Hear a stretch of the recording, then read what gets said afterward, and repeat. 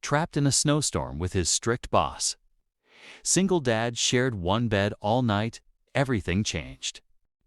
The snowstorm warning had appeared on Evan's phone hours earlier. A brief notification he had dismissed without much thought. The way he had learned to dismiss many things since becoming a single father. Life rarely allowed him the luxury of fear. Responsibility had trained him to keep moving forward even when conditions were uncertain. The client meeting had ended late, and by the time he started the drive back through the mountain road, the sky had already darkened, heavy clouds pressing low as if the world itself was holding its breath. Snow began falling slowly at first, almost peacefully, but within minutes it thickened, swallowing the road in white and erasing the path behind him. Evan's grip tightened on the steering wheel as visibility dropped, and when his tires skidded slightly, instinct took over. He slowed, scanned the darkness. And that was when he saw a small wooden cabin set back from the road, its lights glowing faintly through the storm like a quiet promise of safety. He didn't hesitate. He pulled in, parked, and hurried toward the door, snow already clinging to his coat. Inside, warmth hit him instantly, followed by surprise sharp enough to stop him mid-step. Claire Whitmore stood near the fireplace, her coat still on, her posture straight, composed, unmistakable. His boss, the strict, disciplined woman who ran the company with precision and distance, who rarely smiled and never invited personal conversation. For a moment, neither of them spoke. The storm howled outside, filling the silence they didn't know how to break. Claire's eyes flicked to him, assessing, controlled. But there was something else there to relief. Perhaps at not being alone. She explained she had arrived minutes earlier, her own car unable to continue through the snow. With no signal and no sign of help, the cabin had been the only option. Practicality took over quickly. They agreed the storm was too dangerous to face. That staying put was the only sensible choice. Yet beneath the calm planning, Evan felt an unfamiliar tension. The discomfort of being seen outside his professional role, stripped of titles and structure. As the storm intensified, power flickered and finally went out completely, leaving only the fire's glow and a couple of battery lamps. The cabin was small, one living area, a kitchenette, and one bedroom. The realization settled slowly, awkward and unavoidable. One bed. Evan felt his chest tighten, not from attraction, but from vulnerability. Claire noticed too, her jaw tightening briefly before she nodded, accepting reality without dramatics. She said they would manage like adults.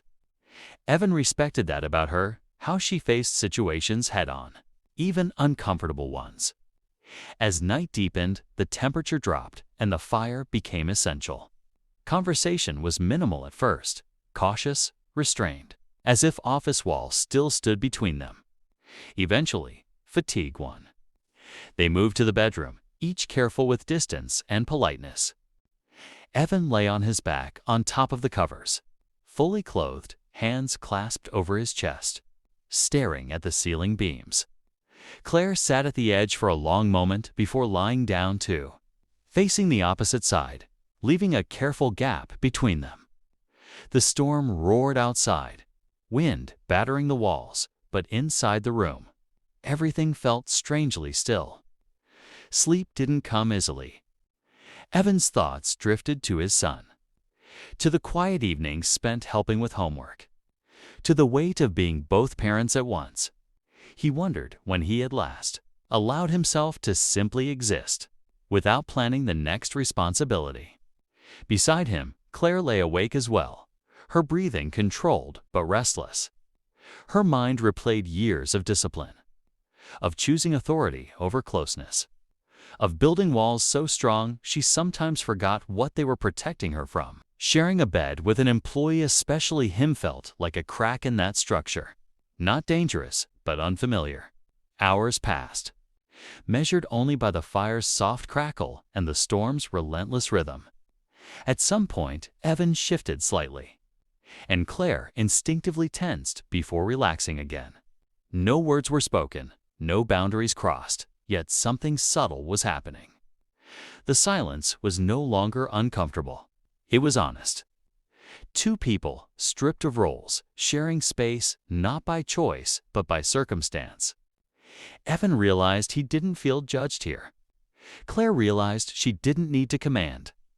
The storm trapped them physically, but emotionally. It slowed them down enough to notice what they usually ignored.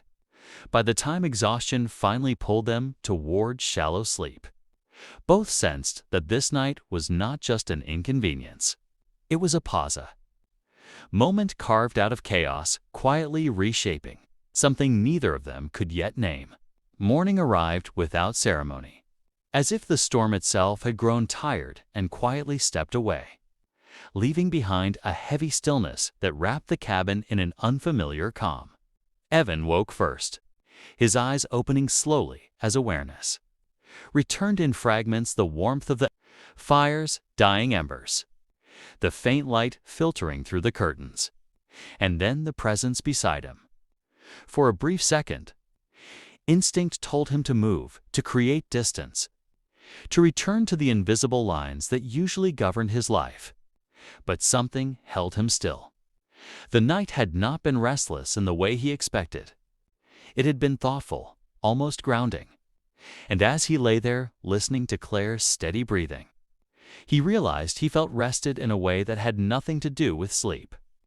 When Claire eventually stirred, she did so quietly, as if she, too, sensed that abrupt movement might break something fragile. Their eyes met, and for the first time since he had known her, her expression carried no calculation. It wasn't soft exactly, but it was open. They exchanged a simple greeting. Nothing dramatic, yet it felt significant, like a mutual acknowledgement of what they had shared without ever naming it. They moved through the morning, routine with an ease that surprised them. Both coffee brewed on a small stove, a modest breakfast shared at the narrow table. Conversation began cautiously, circling safe topics like the storm's damage and the likelihood of cleared roads. But gradually, without intention, it drifted elsewhere. Evan spoke about his son, not as an obligation, but as a source of quiet pride, describing bedtime stories, school projects, the way responsibility had reshaped him into someone more patient and more tired all at once. Claire listened, truly listened, asking questions that came from curiosity rather than courtesy. In return, she spoke about her career, about the years of proving herself in rooms where mistakes were unforgivable, about learning to lead with discipline because warmth was often mistaken for weakness. There was no confessional tone, no emotional overflow, just honesty, steady and unguarded. When the sound of a distant engine finally reached them, signaling help and a return to the outside world, both felt an unexpected hesitation. Leaving the cabin meant returning to roles, to expectations, to carefully measured distance. The drive back was quiet, but not awkward. Words were unnecessary now. Understanding had already taken root. At work, nothing outwardly changed. There were no lingering looks, no whispered conversations, no breach of professionalism. Yet something fundamental had shifted beneath the surface. Claire's leadership became more perceptive, less rigid without losing its authority. Evan found himself speaking with more confidence, no longer shrinking into the background of responsibility. They respected boundaries, but those boundaries were no longer built on fear or distance. Instead, they were grounded in mutual recognition of strength, of vulnerability, of humanity. The night they shared did not redefine them through romance or impulse. It redefined them through clarity. Each had seen the other without the armor they wore daily, and that knowledge quietly altered how they moved through the world. The snowstorm had forced them into stillness, into proximity, into a shared silence that demanded attention. And in that space, they learned that change does not always arrive loudly. Sometimes it arrives quietly, in the simple act of being present, and leaves behind a life subtly but permanently transformed.